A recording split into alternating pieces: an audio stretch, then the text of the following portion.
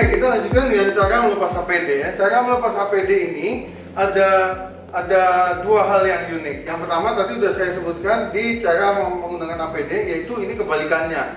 Kebalikannya artinya apa? Artinya dari atas ke bawah, dari luar ke dalam ya. Ingat, kalau melepas dari atas ke bawah, dari luar ke dalam. Itu yang pertama. Yang kedua, melepaskannya itu harus selalu menggunakan sanitizer atau disinfektan yang tersedia dekat kita. Jadi kita harus melepaskan di dekat sanitizer atau disinfektan, karena hampir setiap langkahnya kita menggunakan sanitizer atau disinfektan. Oke, nah satu lagi hal yang penting ketika melepas APD adalah mau diapakan APD itu setelah dilepas. Jadi bagaimana Anda memperlakukan APD yang dilepas? Ada dua kemungkinannya, yaitu yang pertama dibuang ke tempat pembuangan sampah medis, ya, yang pertama. Yang kedua, Anda bisa gunakan lagi didisinfeksi atau disterilisasi untuk digunakan di kemudian hari. Jadi ada dua, tergantung apakah Anda menggunakan disposable yang harus Anda buang ke tempat sampah medis, atau Anda menggunakan tempat yang Anda menggunakan alat yang reusable yang bisa digunakan di kemudian hari. Oke. Sampah medis bentuknya tentu berbeda-beda, namun saya pakai yang sederhana, hanya kantong plastik berwarna kuning saja sudah mewakili itu sampah medis. Nanti tentu ini harus dibuang ke tempat pembuangan limbah medis yang benar, ya. Namun di setting klinik biasanya hanya menggunakan tempat sampah medis seperti ini yang paling simple. Oke, baik, kita mulai dengan yang pertama.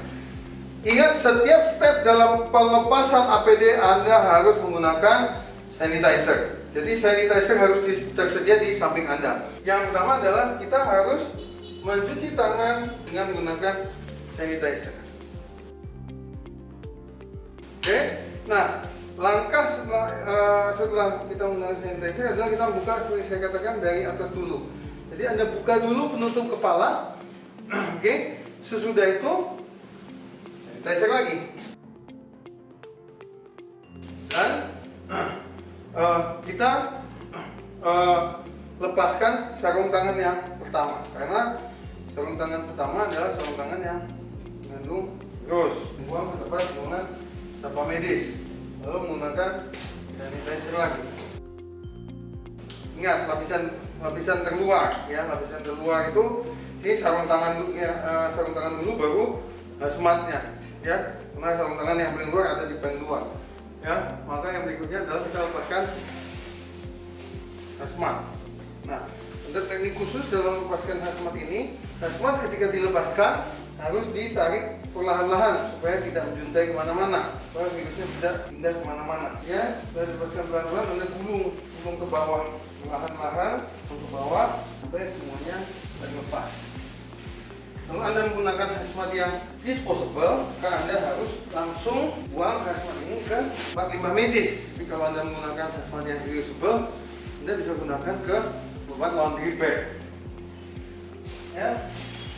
Ingat, waktu memasukkan hazmat pun tidak boleh menyentuh bagian luar dari tempat limbah medis. Ya, Anda harus buat kecil. Oke, baik. Setelah melepaskan hazmat, apa yang kita lakukan? Cuci tangan lagi. Ya, sesudah cuci tangan, kita lihat ini sudah bagian lapisan dalam pelindung kita, yaitu pakaian dan pelindung seperti cap, goggle ataupun masker kita. Maka kita buka dari yang paling atas, yaitu ya cap ya. Kita buang ke tempat limbah medis, cuci tangan. Oke. Lalu kita buka goggle. Nah, goggle biasanya digunakan kembali, ya, reusable. Oleh karena itu, kalau kita tidak menggunakan yang reusable, kita tidak membuang langsung di tempat sampah medis, maka kita harus langsung disinfeksi. Yang sederhana adalah menggunakan disinfektan atau sanitizer. Ya, nanti Anda bisa lakukan disinfeksi lebih lanjut, misalnya di sterilisator atau sejenisnya. Ya, ada sterilisator kering, UV dan sebagainya. Namun yang pertama adalah Anda harus sterilisasi semua lapisannya, baik luar maupun dalam. Jangan cuma satu sisi saja, sisi luar maupun sisi dalam, sampai ke tali pengikatnya. Semua Anda harus bersihkan. Lalu Anda letakkan di tempat khusus yang Anda hendak gunakan untuk menaruh barang-barang yang akan disterilisasi. Oke, lalu Anda cuci tangan lagi. Oke, cuci tangan lagi, masker. Anda lepaskan masker, buang ke tempat timbun medis. Ulang lagi. Terakhir, sebelum kita melepaskan sarung tangan kita, maka kita harus memastikan semua APD sudah selesai kita buka, termasuk juga sepatu, boot, shoe cover ataupun kaos kaki. Oke, langkah terakhir dari semuanya adalah melepaskan sarung tangan. Ketika kita hendak melepaskan sarung tangan kita, jangan gunakan tangan untuk membuka, menyentuh bagian kulit kita. Ya, tangan kita tidak boleh menyentuh permukaan kulit. Namun kita gunakan bagian dalam sarung tangan ya untuk membuka sarung tangan yang sebelahnya. Jadi misalnya seperti ini, kita gunakan untuk membuka sarung tangan yang sebelah. Ya, sebelum permukaan sarung tangan ini lepas semua dari tangan kita, salah satu tangan kita, maka kita gunakan ini untuk membuka sarung tangan yang sebelahnya, sehingga kulit Anda tidak menyentuh kulit tangan sebelahnya sama sekali. Oke, Anda lihat ya, ini betul-betul sarung tangan bagian dalam ketemu tangan saya yang sebelah kanan, dan sarung tangan bagian dalam sebelah kiri ketemu tangan saya sebelah kiri. Tidak ada sentuh-menyentuh dengan bagian luar dari sarung tangan. Oke, lalu kita buang ke tempat sampah medis. Terakhir dari semuanya adalah kita cuci tangan lagi.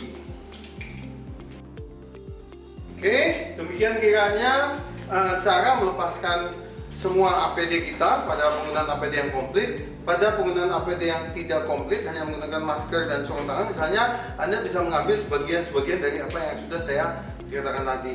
Mudah-mudahan Anda selalu dilindungi, dan jangan lupa stay safe, stay healthy, because I choose to prevent.